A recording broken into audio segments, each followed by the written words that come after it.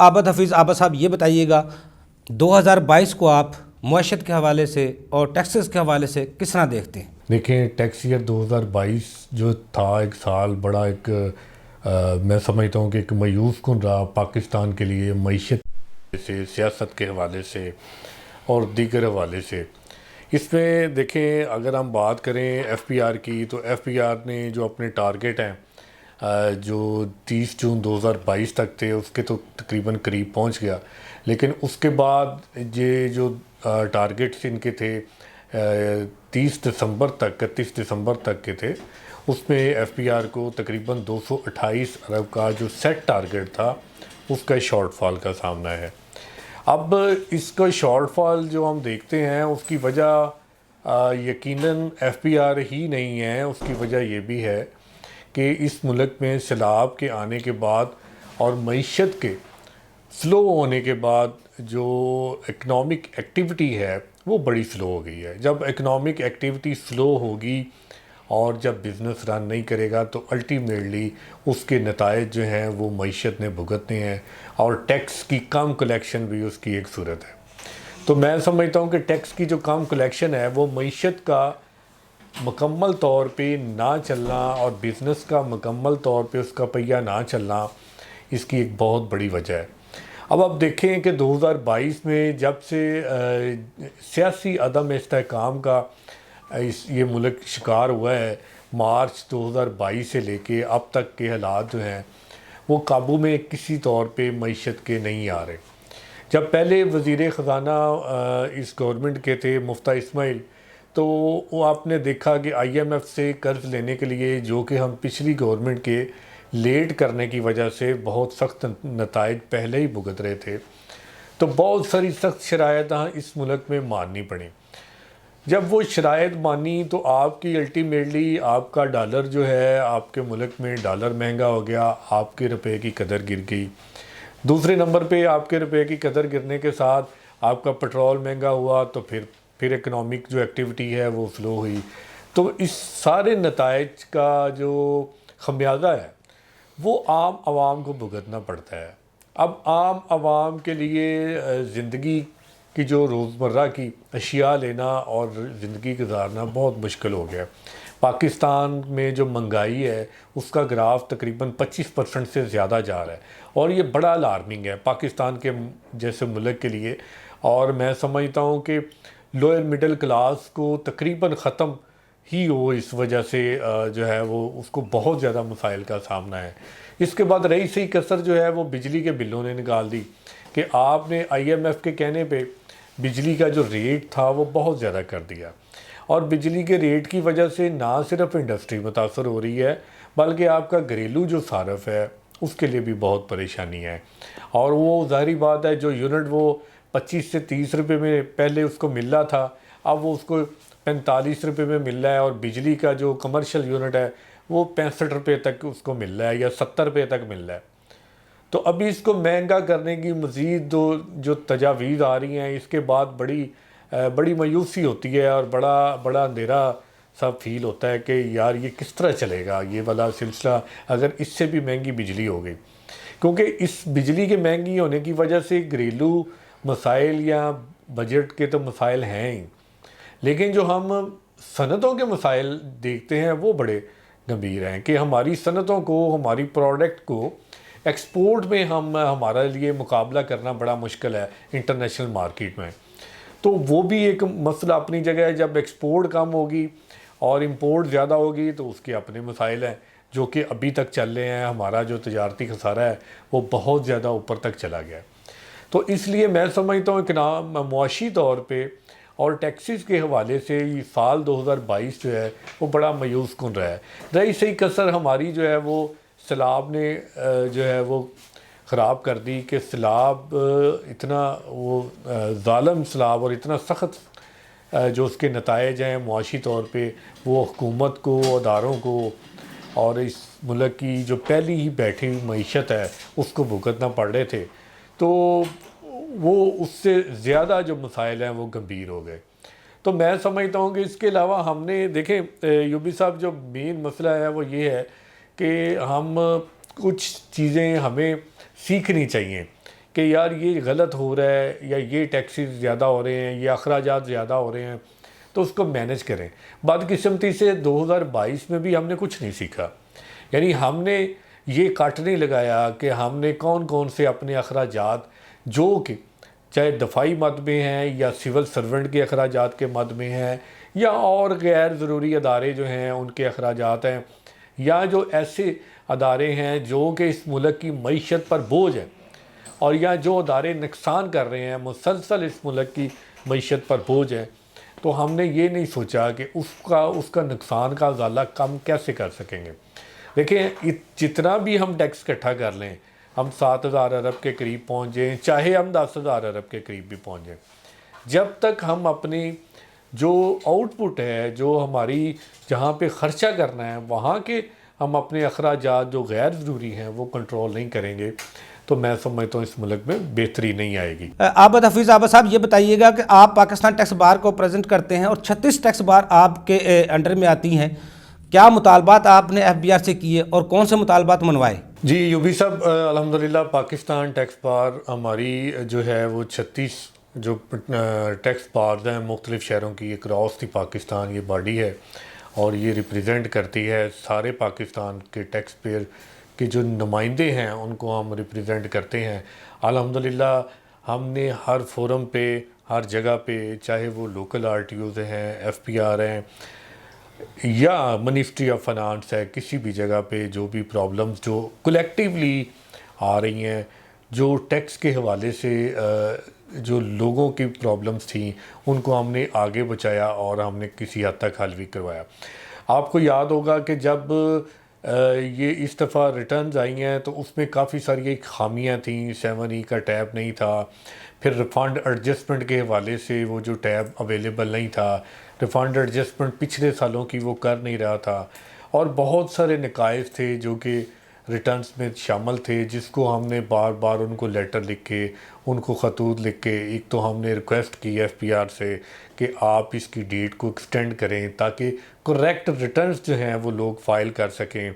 اور الحمدللہ پاکستان ٹیکس بار کی درخواست پہ یہ جو فنانس منسٹری نے جو ڈیٹ ہے گوشوارے جمع کروانے کی، وہ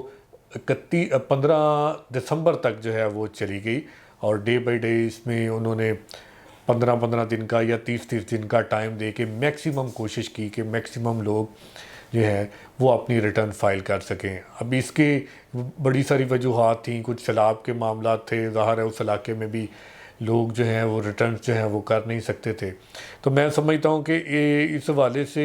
ہماری ٹیکس بار نے، پاکستان ٹیکس بار نے، جو اگر لوگوں کی انڈیویجولی کوئی کمپلینٹس آئی ہیں تو ہم نے کولیکٹیولی ان کو کلیکٹ کر کے پورے پاکستان میں جو بھی ریٹرنز میں پرابلم آ رہی تھیں وہ ہم نے کولیکٹیولی بھی لیٹر لکھے اور FPR سے ان کو ٹھیک کروایا، اور الحمدللہ ہماری سفارشات جو تھیں ان کو بجٹ میں جو 2022 کا کچھ حد تک انکارپوریٹ بھی کیا گیا، اور ہماری پوری کوشش ہے کہ پاکستان ٹیکس بار کی کہ ہمارا ملک جو ہے وہ معاشی طور پہ گرو کرے اور معاشی ترقی کرے، تاکہ اس ملک میں خوشحالی آئے، ٹیکس کا جو صاف شفاف کلچر ہے وہ اس ملک میں ہو، اور تاکہ ٹیکس کے جو اہداف ہیں وہ مکمل طور پہ پورے کیے جا سکے۔ اس میں ایوبی صاحب گزارش یہ ہوگی پاکستان ٹیکس بار کے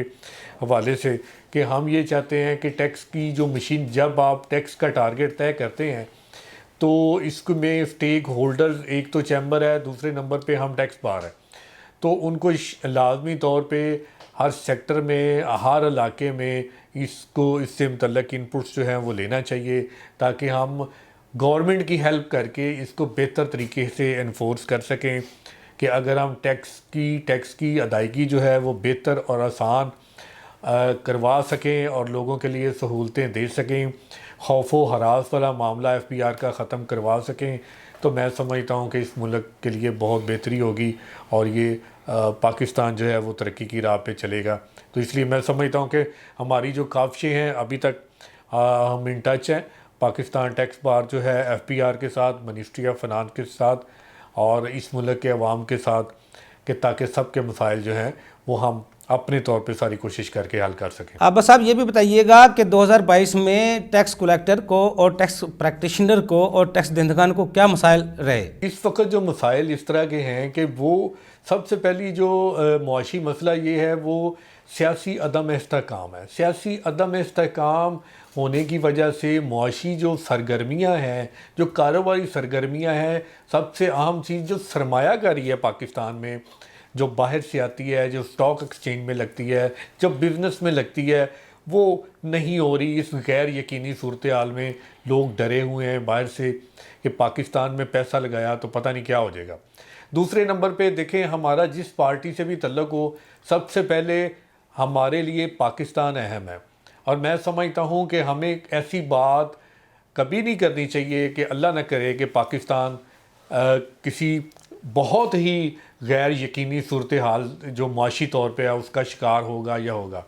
अगर हम ही ये बात करेंगे और हमारे सियासी लीडरान ही यही बातें करेंगे तो ज़ाहिर बात है आप बाहर की सरमायाकारों को ख़ुद रोक रहे हैं कि आप पाकिस्तान में सरमायाकारी ना करें।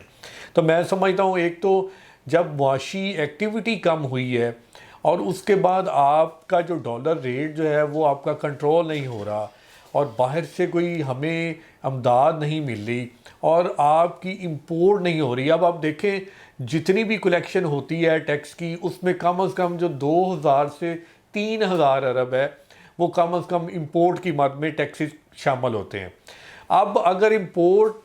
भी बंद हो गई है क्योंकि हमारी एलसी नहीं खुल रही तो ज़ाहिर है उसका बहुत बड़ा जो बेनिफिशरी गवर्नमेंट थी या एफपीआर थी वो भी इससे मुतासर होगा और ओवरऑल इकॉनमी भी इससे अफेक्ट करेगी। अच्छा, लोकली मसाइल ये हो गए कि जब इंपोर्ट नहीं आई, रॉ मटेरियल मेरे पास नहीं आया तो ज़ाहिर बात है मेरी इंडस्ट्री नहीं चलनी। जब नहीं चलेगी मेरी इंडस्ट्री तो ज़ाहिर बात है हम देख रहे हैं कि बहुत सारे यूनिट जो हैं वो वक्ती तौर पे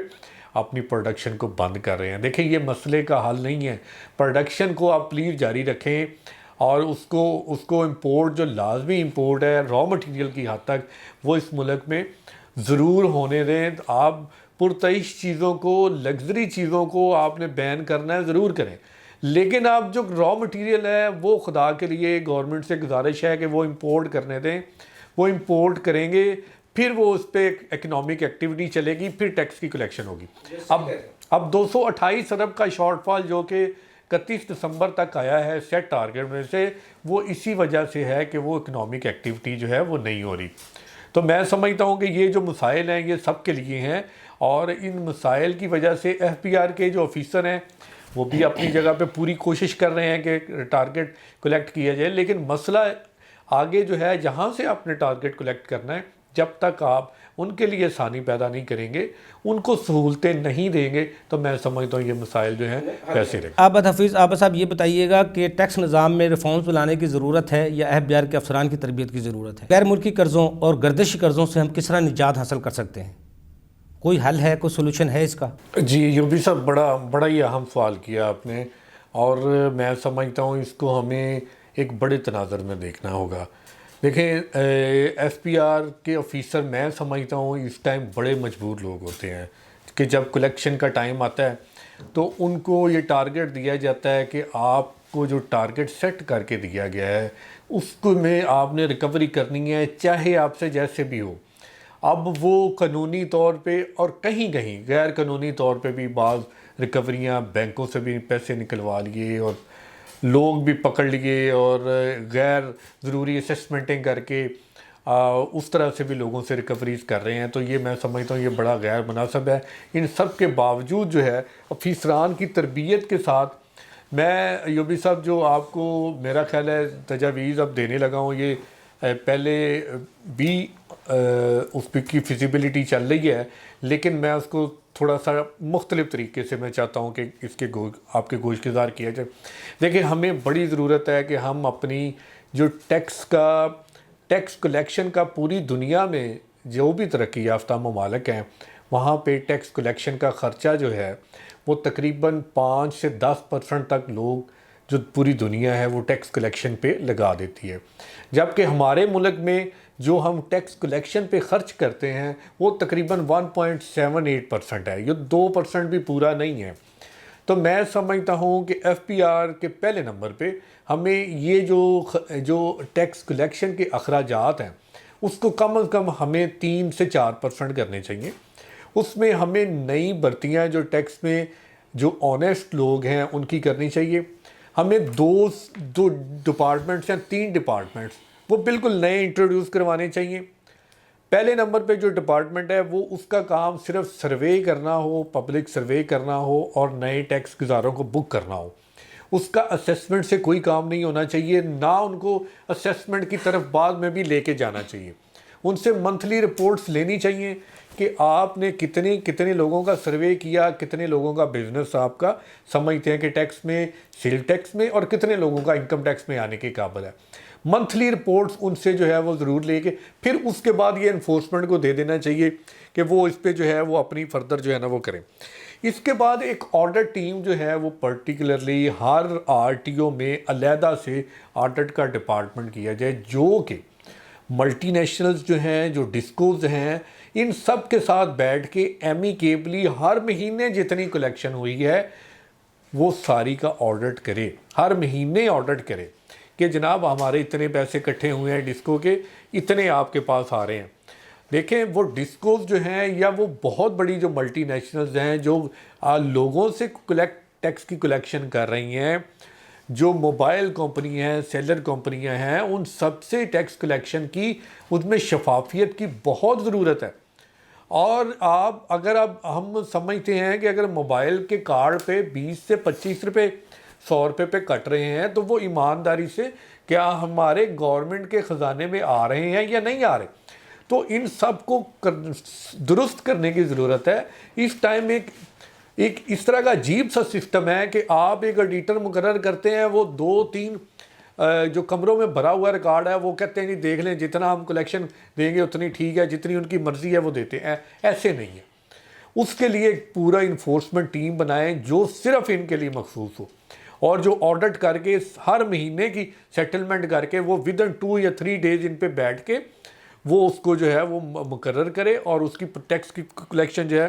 وہ پراپر کی جائے. تو میں سمجھتا ہوں اس کے بعد جو ٹیکس کے لاز ہیں وہ کافی حد تک ہمارے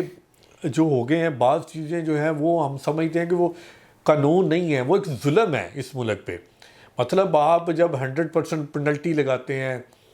جب آپ 100% ایڈیشن کرتے ہیں، جب آپ فرضی اسیسمنٹس کرتے ہیں، جب آپ قانون کی غلط تشریح کر کے اربوں کی ڈیمانڈز نکال کے آپ سمجھتے ہیں کہ آپ نے بہت بڑا تیر مارا ہے، تو میں سمجھتا ہوں کہ ٹیکس کے آفیسران کو بھی ریئلسٹک ہونا پڑے گا اور ہونا چاہیے، اور ان کو بتانا چاہیے کہ سر ہمارے آر ٹی او میں اتنا پوٹینشیل ہے، سروے کی بنیاد پہ اتنا ہم اکٹھا کر سکتے ہیں، تاکہ گورنمنٹ آگے سہولتیں دے. اور ان کو یہ بھی بتانا چاہیے کہ کس ایریاز میں پرابلمز آ رہے ہیں، ٹیکس پیئر کون سے آپ کے پرابلم فیس کر رہا ہے، تاکہ وہ ان پٹ دیں. اور اس پہ انڈسٹری جو ڈپارٹمنٹ ہے اس کا کوارڈینیشن ہونا چاہیے ایف پی آر اور فنانس منسٹری کے ساتھ، تاکہ وہ مل کے کام کر سکیں، تاکہ اکنامک ایکٹیویٹی بھی ہو اور ٹیکس کی کلیکشن بھی بہتر ہو.